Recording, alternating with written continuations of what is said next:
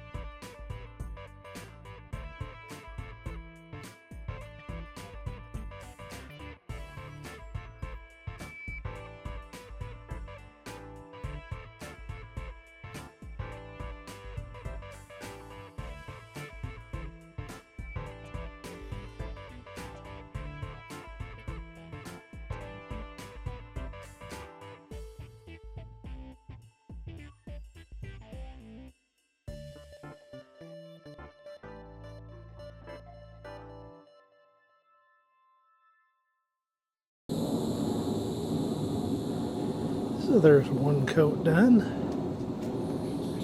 This bottom row I will do several coats, so it'll match up with the older paint that's a little thicker. So we'll come back again on the next round.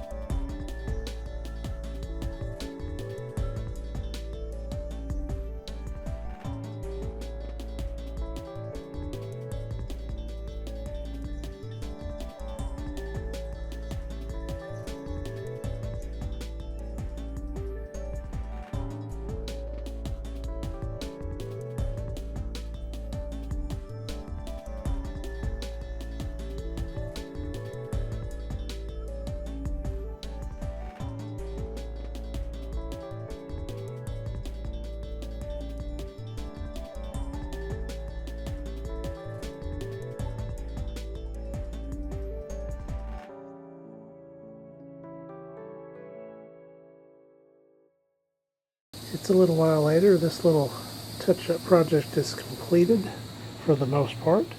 There's going to be the OCD touch-up paint that I usually go through when I paint this section. So overall, looks pretty good right now. I will do all that little minor touch-up on the bottom there where the blue meets the white, just to make sure that's as good as it can be. So once again, this has been doing some touch-up painting on the house for the storm recovery. Thank you for watching.